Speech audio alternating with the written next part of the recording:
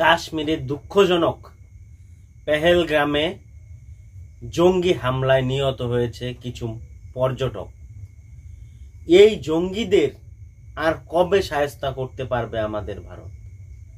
এখন আর surgical strike করলে চলবে না, পুরো যে ক্যান্সারটা আছে সেটাকে কেটে ফেলাই ভালো আমার মনে হয়। কারণ আর কতদিন নিরপরাধ মানুষের প্রাণ যাবে? সে সেনাই হোক বা সাধারণ মানুষ, তাদের কি দোষ ছিল যে তারা কাশ্মীরে ঘুরতে গিয়েছিল?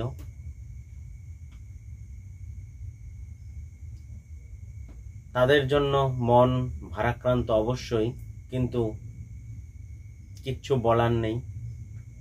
যেটা বললাম প্রথমে, যে পুরো ক্যান্সারটাকে এখন কেটে ফেলাই ভালো, বারবার সার্জিক্যাল স্ট্রাইকে কিচ্ছু হবে না। যাই হোক, এবার ম্যাচের দিকে ফিরে যাই। দুর্দান্ত জয়ে কিন্তু দিল্লি ক্যাপিটালস এলএসজি কে হারিয়ে দিল এবং তারা 8 উইকেটে জয় তুলে নিল। সেটা এখন দেখা যাচ্ছে পয়েন্ট টেবিলে দিল্লি এবং গুজরাট তারা অলরেডি কোয়ালিফাই করে গেছে। তাদের আর মানে 2টো ম্যাচ জিতলেই তারা অলরেডি কোয়ালিফাই করে যাবে। শুধু সমস্যা হবে 3 আর 4 স্পটটা নিয়ে। 4টা দল মারামারি করবে, 2টা স্পটের জন্য 4টা দলের মারামারি হবে, এটা বোঝা যাচ্ছে।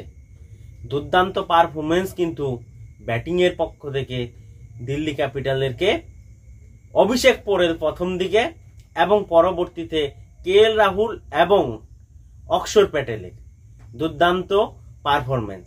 কিন্তু তাদের বোলিং এর দিকে যদি তাকিয়ে থাকি, দিল্লির মুকেশ শর্মার দুর্দান্ত স্পেল 4 উইকেটে। কি স্পেল ভাই! মুকেশ কুমারের ড্রিম স্পেল ছিল আজকের দিনে। আর সবচেয়ে বড় মাইনাস পয়েন্ট এলএসজির কোথায় ছিল জানেন? কারণ 87 রানে তাদের ওপেনিং পার্টনারশিপ ছিল, 87 রানে 10 ওভারে। সেই জায়গা থেকে মাত্র 159 রানই তুলতে পারে তারা। এটা কিভাবে সম্ভব? এটা একমাত্র পরবর্তী ব্যাটাররাই জানে। ঋষভ পান্ট যে এত পরে নামবে, মাত্র 2 বল খেলবে 0 রান, এটা ভাবা যায় না। এটা কি ধরনের ক্যাপ্টেন্সি, কি ধরনের ম্যানেজমেন্ট এলএসজির, কিছুই বুঝতে পারলাম না। এই কারণে কিন্তু এলএসজি আস্তে আস্তে কিন্তু পয়েন্ট টেবিলের পিছনে চলে আসতেছে। আর তার সাথে সাথে মুম্বাই যেভাবে তাদের 3য় গিয়ার থেকে 4র্থ গিয়ারে পারে গেছে, মনে হয় না যে তারা এই এলএসজি তারপরে আরসিবি এদেরকে পাত্তা দেবে। হয়তো তারা 3য় এবং 4র্থ পয়েন্টে মানে পজিশনে থাকা যে টিমগুলো আছে তাদেরকে বিট করে সে প্রথমে চলে যাবে। দুর্দান্ত জয় কিন্তু দিল্লি ক্যাপিটালসের। ক্যাপ্টেন নক হচ্ছে অক্ষর প্যাটেলের।